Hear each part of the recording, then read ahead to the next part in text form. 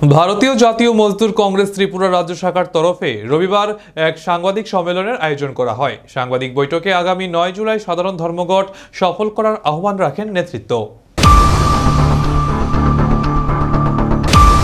ভারতীয় জাতীয় মজদুর কংগ্রেস ত্রিপুরা রাজ্য শাখার তরফে রবিবার এক সাংবাদিক সম্মেলনের আয়োজন করা হয়। এই সাংবাদিক সম্মেলনে আগামী 9 জুলাই একদিনের দেশব্যাপী সাধারণ ধর্মঘট সফল করার আহ্বান রাখেন সংগঠন নেতৃত্ব। এদিনের সাংবাদিক সম্মেলনে উপস্থিত ছিলেন ভারতীয় জাতীয় মজদুর কংগ্রেস রাজ্য সভাপতি বিপ্লব কুমার রায়, সাধারণ সভাপতি জ্যোতির্ময় ধর, সাধারণ সম্পাদক স্বপন দে সহ অন্যান্যরা।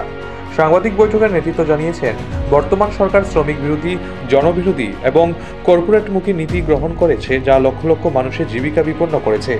বেকারত্ব, মূল্যবৃদ্ধি, সরকারি প্রতিষ্ঠানের বেসরকারীকরণ, শ্রমিকদের অধিকার হরণ এবং শ্রম আইন দুর্বল করার ফলে সাধারণ মানুষ প্রতিনিয়ত বিপদে পড়েছে।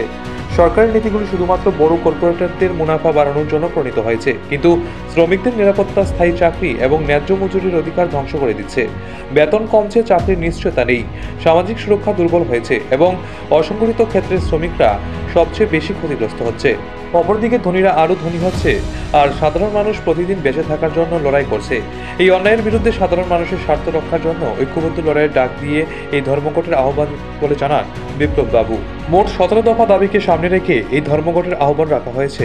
এই দাবিগুলি হল শ্রমিক বিরোধী নতুন শ্রমকোড বাতিল এবং পুরনো শ্রম আইন পুনর্বহাল করা, সরকারি প্রতিষ্ঠান, রেল, ব্যাংক ও প্রতিরক্ষা খাতে বেসরকারীকরণ বন্ধ করা, সমস্ত শ্রমিকদের জন্য সামাজিক সুরক্ষা নিশ্চিত করা, শ্রমিকদের ন্যূনতম মজুরি প্রতি মাসে 26,000 টাকা চুক্তিভিত্তিক ও আউটসোর্সিং প্রথা বন্ধ করে স্থায়ী চাকরির ব্যবস্থা করা, শ্রমিকদের ট্রেড ইউনিয়ন অধিকার সুরক্ষিত করে সিদ্ধান্ত গ্রহণে তাদের অংশগ্রহণে নিশ্চিত করা, প্রয়োজনীয় পণ্য, জ্বালানি ও বিদ্যুতের মূল্য বৃদ্ধি রোধ করা, সকলের জন্য কমপক্ষে 10,000 টাকা পেনশন নির্ধারণের পুরনো পেনশন প্রকল্প পুনর্বহাল করা, এমজিএন রেগা প্রকল্পকে সম্প্রসারিত করে শহর এলাকায় কার্যকর করা, কৃষি শ্রমিকদের সুরক্ষা আইন জোরদার করে কৃষকদের ন্যায্য মূল্য প্রদান করা, গণতান্ত্রিক অধিকার ও মত প্রকাশের স্বাধীনতার উপর আঘাত বন্ধ করা, আশা, অঙ্গনারী, মিড ডে মিল নিয়মিতকরণ ও ন্যায্য মজুরি প্রদান করা, সরকারি শিক্ষা ও স্বাস্থ্য ব্যবস্থার উন্নতি করে এই দুটি বিষয়কে সাধারণ মানুষের জন্য সহজলভ্য করা, জাতীয় মনিটাইজেশন প্রকল্প বাতিল করা এবং দেশের সম্পদ বিক্রি বন্ধ করা, নারী শ্রমিকদের জন্য সমকাজে সমবেতন নিশ্চিত করা, অভিবাসী শ্রমিকদের আইনি সুরক্ষা ও ন্যায্য মজুরি প্রদান করা, কৃষক বিরোধী নীতি বাতিল করা ইত্যাদি। প্রিয় বন্ধুগণ, আপনারা অবগত আছেন, আগামী 9 জুলাই 2025 ইংরাজি আইইউটিউসি সহ 10টি সংগঠনের ডাকে একদিনের দেশব্যাপী সাধারণ ধর্মঘট। আমি আপনাদের মাধ্যমে ত্রিপুরা সহ সমগ্র ভারতবাসীকে শ্রমজীবী মানুষের স্বার্থে আগামী 9 জুলাই 2025 ইংরাজি একদিনের সেই সাধারণ ধর্মঘটে সামিল হওয়ার জন্য আহ্বান জানাচ্ছি। বর্তমান সরকার শ্রমিক বিরোধী, জনবিরোধী এবং কর্পোরেটমুখী নীতি গ্রহণ করছে, যা লক্ষ লক্ষ মানুষের জীবিকা বিপন্ন করছে। বেকারত্ব, মূল্য বৃদ্ধি, সরকারি প্রতিষ্ঠানের বেসরকারীকরণ, শ্রমিকদের অধিকার হরণ এবং শ্রম আইন দুর্বল করার ফলে সাধারণ মানুষ প্রতিনিয়ত বিপদে পড়ছে। সরকারের নীতিগুলি শুধুমাত্র বড় কর্পোরেটরদের মুনাফা বাড়ানোর জন্য প্রণীত হয়েছে, কিন্তু শ্রমিকদের নিরাপত্তা, স্থায়ী চাকরি এবং ন্যায্য মজুরির অধিকার ধ্বংস করে দিচ্ছে।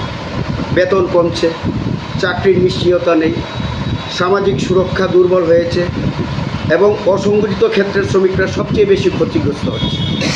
অপরদিকে ধনীরা আরও ধনী হচ্ছে আর কৃষক আর সাধারণ মানুষ প্রতিদিন বেঁচে থাকার জন্য লড়াই করছে।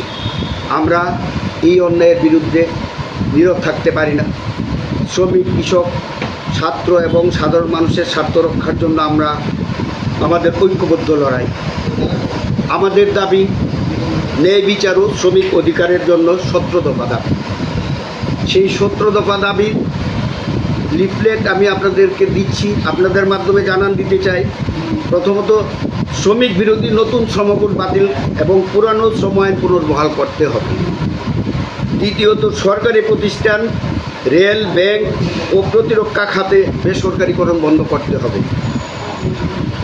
সমস্ত শ্রমিকদের জন্য সামাজিক সুরক্ষা নিশ্চিত করতে হবে, বিশেষ করে অসংগঠিত শ্রমিকদের জন্য।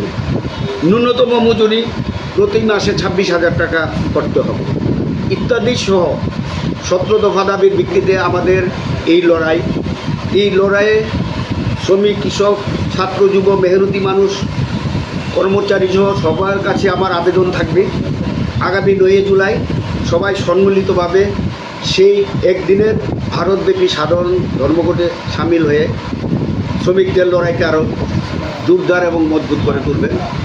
এখানে আমার সঙ্গে আমাদের যারা আছেন, আমি নিজে আইএনটিসি প্রেসিডেন্ট বিপ্লব কুমার রায়, আমার জেনারেল সেক্রেটারি আছেন আইএনটিসি স্বপন দে, সহসভাপতি আছেন জ্যোতির্ময় ধর, কার্যকারী কমিটির সদস্য সমীর বাবু, কর্মচারী নেতা সুশান্ত সেন চৌধুরী, আমাদের কোষাধ্যক্ষ এবং কার্যকরী কমিটির সদস্যরা আরও আছেন এখানে অনেকেই। তো সবাই আমরা সম্মিলিতভাবে আপনাদের মাধ্যমে সবাইকে আবারও জানান দিতে চাই আগামী 9 জুলাই ধর্মঘট সবাই সামিল হয়ে আমাদের এই শ্রমিক শ্রেণীর হাতকে মজবুত করবেন, এই বলে আমার বক্তব্য সমাপ্ত করছি। জয় হিন্দ, বন্দে মাতরম। নিজস্ব প্রতিনিধি রিপোর্ট, এশিয়ান টাইমস।